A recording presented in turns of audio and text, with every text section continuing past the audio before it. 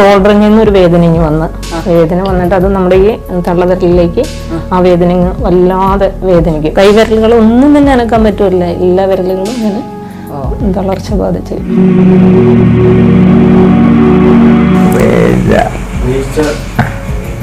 ആദ്യകാലങ്ങളിലൊക്കെ പിന്നെ ഇങ്ങനെ ഈ അസുഖം തുടക്കത്തിൽ എന്ന് പറഞ്ഞാൽ ഒത്തിരി വീഴുമായിരുന്നു.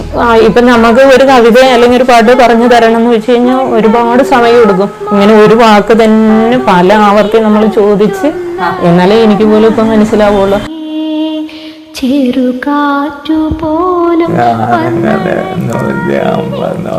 ഒരു 150 ഗാനങ്ങളോളം എവിടെ പോയാലും പുസ്തകങ്ങളായിരുന്നു.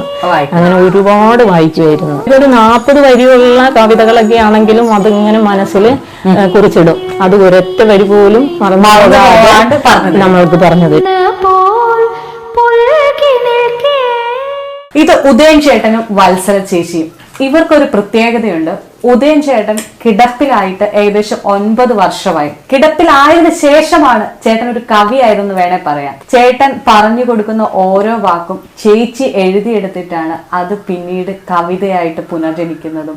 എന്തായിരുന്നു ചേച്ചി ചേട്ടന്റെ അസുഖം? ചേട്ടനിപ്പോ പറഞ്ഞല്ലോ 9 വർഷമായി തുടങ്ങിയിട്ട് MND എന്ന് പറഞ്ഞ അസുഖമാണ്. അതായത് മോട്ടോർ ന്യൂറോൺ ഡിസീസ്. അപ്പൊ മസിലിന് വരുന്ന ഒരു കംപ്ലൈന്റ് ആണ്. മസിൽ ശരീരത്തിൽ നിന്ന് വേസ്റ്റ് ആയി പോകുന്നത് അതാണ്. അപ്പൊ അത് ശരീരത്തിന്റെ എല്ലാ ഭാഗത്തേക്കും ആദ്യം ഒരു കയ്യനായിരുന്നു, വലത് കൈ, അത് കഴിഞ്ഞത് ഇടത് കൈയിലേക്കായി, ഇടത് കാല്, വലത് കാല്, അങ്ങനെ ഇപ്പൊ ശരീരം മൊത്തം തളർച്ച ബാധിച്ച്. കൈക്കൊന്നും ആദ്യം ഇങ്ങനെ ശക്തി ഇല്ലാണ്ടായി. ശക്തി ഇല്ലാണ്ടായി. കൈവിരലുകൾ ഒന്നും തന്നെ അനക്കാൻ പറ്റൂല, എല്ലാ വിരലുകളും ഇങ്ങനെ തളർച്ച ബാധിച്ച്. നമുക്ക് പിടിക്കുമ്പോൾ തന്നെ അറിയാലോ. പെട്ടെന്ന് ഒരു ദിവസം ഇത് തിരിച്ചറിഞ്ഞു? പെട്ടെന്നെന്ന് വെച്ചാൽ ഇത് തുടക്കം ഒരു കൈയുടെ ഷോൾഡറിൽ നിന്ന് ഒരു വേദന വന്ന് വേദന വന്നിട്ട് അത് നമ്മുടെ ഈ തള്ളവിരലിലേക്ക് ആ വേദന വല്ലാതെ വേദനിക്കും. അങ്ങനെ വേദന വന്ന് അപ്പൊ തന്നെ നമ്മള് ഡോക്ടറെ കാണിച്ച്. ചേട്ടൻ എന്തോ പറയുന്നുണ്ടല്ലോ? എന്തോ ആദ്യകാലങ്ങളിലൊക്കെ പിന്നെ ഇങ്ങനെ ഈ അസുഖം തുടക്കത്തിൽ എന്ന് പറഞ്ഞാൽ ഒത്തിരി വീഴുമായിരുന്നു. മസിൽസിന് ബാലൻസ് തെറ്റിപ്പോകും. അപ്പൊ നമുക്കറിയില്ലല്ലോ. അപ്പൊ എന്തോ കംപ്ലൈന്റ് ഉണ്ടെന്നുള്ളത് മനസ്സിലായി. പെട്ടെന്ന് ഇപ്പൊ നടന്നു പോണ കാലങ്ങ് വീഴ്ച പോകുക, അങ്ങ് വീഴ്ച, അങ്ങനെ വീഴ്ച എന്ന് പറഞ്ഞാൽ ഒരു 10-20 വീഴ്ചയോളം വീണിട്ടുണ്ട്.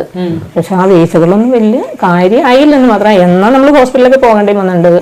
എങ്ങനെയാ ചേട്ടൻ എഴുതാനുള്ള അസുഖം തുടങ്ങിയിട്ടെന്ന് പറഞ്ഞാൽ ഒരു 2 വർഷം വരെ വീണ്ടും ഓടുമായിരുന്നു. പക്ഷെ 2 വർഷം കഴിഞ്ഞപ്പോഴത്തേനും പൂർണ്ണമായിട്ട് ഇങ്ങനെ കുറെ ഒത്തിരി അങ്ങ് കൂടുതലായി വന്നു.